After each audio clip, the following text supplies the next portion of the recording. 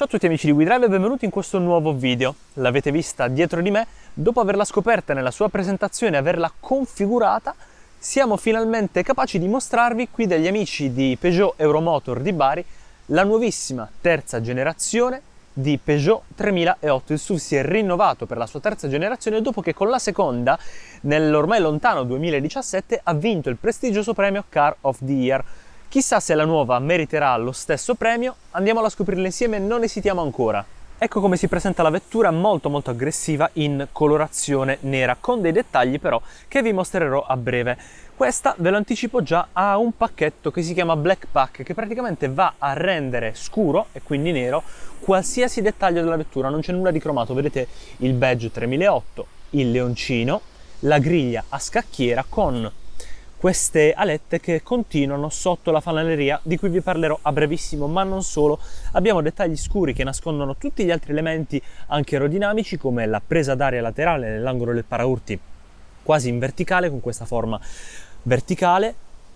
Tutte le modanature che sono state cambiate, appunto non sono più cromature ma sono dettagli neri molto cattivi, insieme ai cerchi. Ma prima di passare al posteriore è d'obbligo mostrarvi ancora un po' l'anteriore della vettura. Come dicevamo, nuovi gruppi ottici ridisegnati che seguono il family feeling del leoncino francese, con questo sguardo molto cattivo ed aggressivo. Nella GT e GT Pack abbiamo come allestimento appunto i fari full LED, tutte le altre sono LED con anche il DRL, quindi il LED diurno con questo graffio molto aggressivo. L'auto è molto cattiva, soprattutto in nero. Se volete informazioni su tutte le altre colorazioni della vettura e i vari allestimenti, vi basterà cliccare qui in alto nelle schede per scoprire la configurazione fatta nella nostra serie, il configuratore per l'appunto, con protagonista la nuova Peugeot 3008. Ma giriamole un po' attorno, perché comunque l'auto ha delle dimensioni piuttosto importanti, non stravolte neanche le proporzioni. Parliamo di 4,45 m di lunghezza, 1,84 m di larghezza e 1,62 m di altezza, con una comodità interna che sicuramente sarà garantita da 2,67 m di passo. Passiamo un po' nella vista laterale, dove posso mostrarvi anche il badge, perché questo è un piccolo spoiler sulla motorizzazione di questa vettura Hybrid 4, ma non vi dico altro. Guardiamo un po' la vista laterale con la linea dei finestrini, che soprattutto qui nel posteriore, con un tetto piuttosto spiovente, quasi, e dico quasi da coupé, va a scendere con tanti dettagli che purtroppo nella colorazione nera sono nascosti, ma abbiamo chiaramente il terzo finestrino e delle nervature molto sobrie e abbastanza subdole, che però mostrano tutta quanta la spalla della zona laterale che si va a ricongiungere con la fanaleria posteriore. Provo un attimo ad accendere i fanali per mostrarvi un po'. Guardate un po' i tre artigli, tra l'altro abbiamo degli indicatori dinamici sulla nuova 3008, insomma un design piuttosto interessante. Già che ci troviamo nel posteriore vi mostro anche qualcos'altro. Qui è nascosta la fascia longitudinale che unisce i fanali, abbiamo il leoncino in nero per il Black Pack, il logo, il lettering di Peugeot, e le uniche cose che non sono in nero sono il logo Hybrid 4 con H ed Y in azzurro, come tutte le auto se vogliamo elettrificate, e le cornici degli scarichi nella parte inferiore. Però ci troviamo qui e quindi direi che è il caso di dare uno sguardo al baule dalla capacità di 520 litri. Tra l'altro ho messo un po' di attrezzatura e il mio giubbotto per darvi un po' di contesto sulla profondità di questo baule, che offre tra l'altro degli accessori come ganci, presa a 12 volt e luce di cortesia sul lato sinistro. E qui invece con questa pratica maniglia possiamo alzare il doppio fondo, dove scopriamo un vano nascosto e anche il cavo di ricarica impacchettato, perché come detto questa è l'hybrid. Sul pulsante in rosso c'è la silhouette della vettura per poter chiudere in maniera elettroattuata il baule, ma adesso è il caso di fare un altro giro attorno alla vettura, questa volta da questo lato, per mostrarvi in primis questo bocchettone che tra l'altro in questo momento è chiuso per la benzina, e quest'altro dal lato opposto per la presa di ricarica. e direi che è arrivato il momento di scoprire l'abitacolo e gli interni della nuova Peugeot 3008. Saliamo a bordo, ma prima di sederci voglio mostrarvi le rifiniture con nuovi materiali per i rivestimenti. Abbiamo pelli, pelle nappa, alcantara, legno, a scelta ovviamente nelle varie configurazioni. Qui abbiamo un tessuto che ricorda molto una sensazione di morbido velluto, quindi diciamo abbiamo alcantara sul pannello porta, plastiche morbide, pelle sulla parte del poggiabraccio con tutti i controlli dedicati a finestrine e specchietti, plastiche che si fanno leggermente più dure nella parte inferiore, dove abbiamo anche in moquette un vano portaoggetti e portabottiglia, e il materiale con la colorazione a contrasto in grigio chiaro sulla pelle in grigio scuro e le cuciture bianche lo ritroviamo anche sui sedili molto avvolgenti. Non vedo l'ora di tornare a sedermi, con ovviamente le regolazioni elettroniche per tutti quanti i controlli. Abbiamo un battitacco Peugeot qui in basso e direi che è il caso di salire a bordo della nuova 3008. Mandiamo il sedile più indietro, siamo al massimo, e chiudiamoci all'interno dell'abitacolo. È d'obbligo subito accendere la vettura, ma non vi preoccupate perché non saremo disturbati da vibrazioni e rumore del motore, perché chiaramente è la versione ibrida. Parliamo della Hybrid 4. Parliamo un po' dei cambiamenti. Abbiamo il display da 10 pollici, chiaramente touch, come vedete. Qui possiamo controllare tramite la tastiera a pianoforte con i 7 pulsanti le varie funzionalità del display.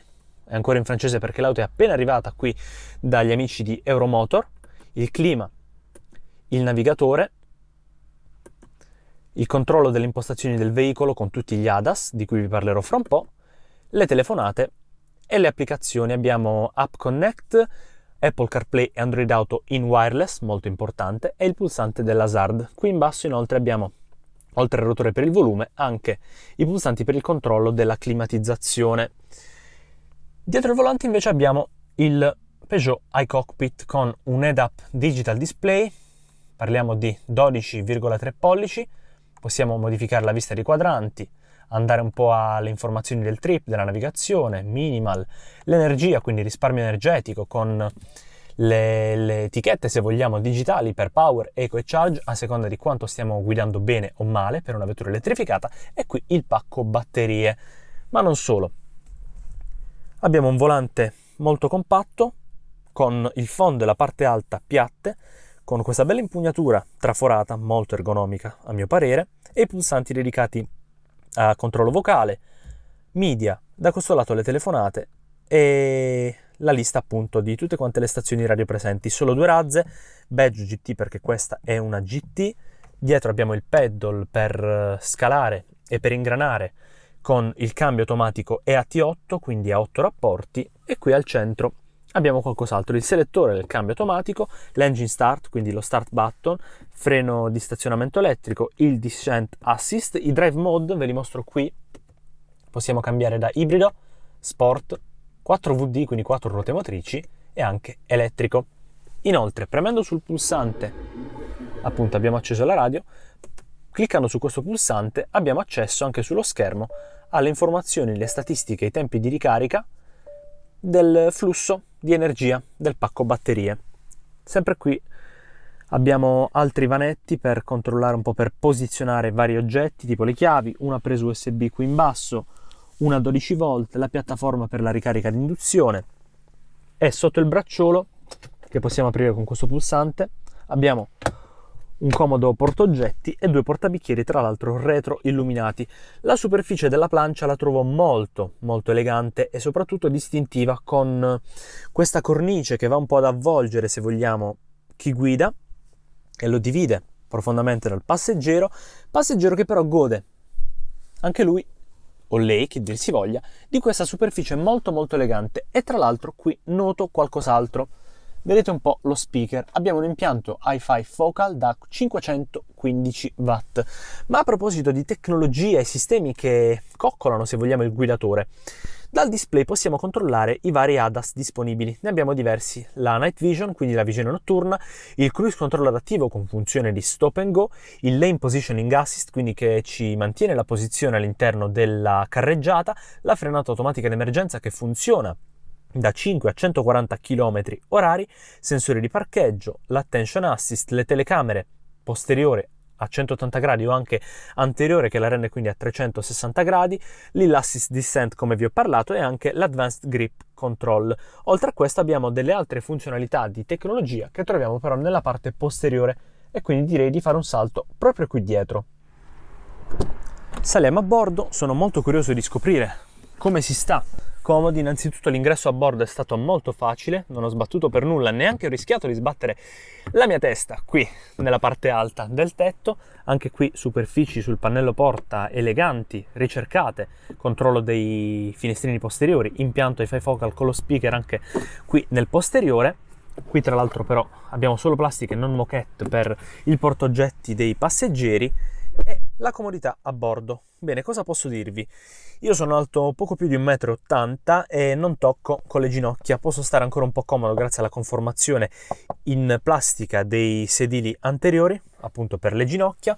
Spazio per i piedi, diciamo di sì, ce n'è più o meno a sufficienza, ed è comodo il fatto che non abbiamo un tunnel centrale, ma è tutto quanto in piano. Già che sono qui, vi mostro anche questa zona dedicata a 2 bocchette con la regolazione dell'intensità per i 2 passeggeri sinistro e destro, una presa a 12 volt e 2 prese USB di ricarica, non per la connettività.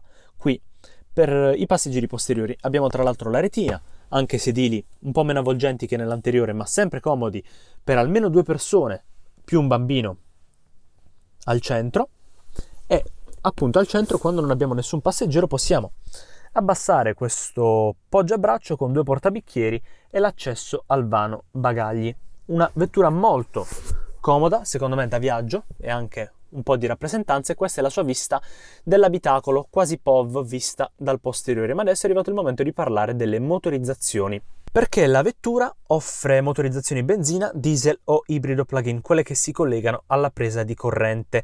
La trazione integrale è disponibile purtroppo solo sulla versione ibrida nella quale sono seduto, ma partiamo dai benzina. Disponibile è un 1.200 3 cilindri da 130 cavalli, abbinato ad un cambio manuale 6 marce o all'automatico e AT8, oppure un 1.600 4 cilindri da ben 180 cavalli, abbinato solo e unicamente alle AT8.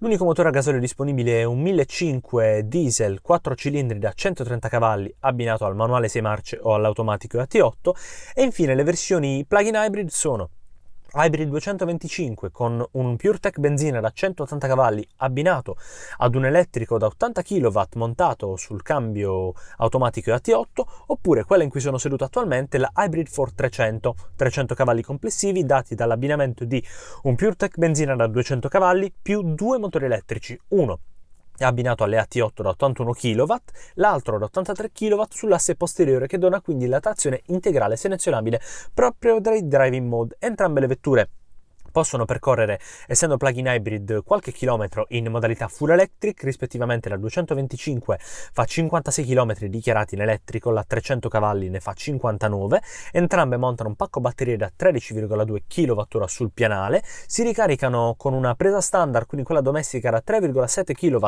in circa 7 ore, che scendono a 1 ora e 45 con una wallbox di Peugeot da 7,4 kW. Un'altra informazione importante per le auto elettriche o ibride è la garanzia della batteria. Peugeot garantisce la sua batteria per 8 anni o 160.000 km, e oltre alla GT o GT Pack protagonista di questo walk around sono disponibili altri allestimenti. Di partenza abbiamo la Allure, la Active, e successivamente la intermedia e la Allure. Parliamo infine di prezzi, ma anzi, per questi voglio uscire dalla vettura per mostrarvela ancora un po'.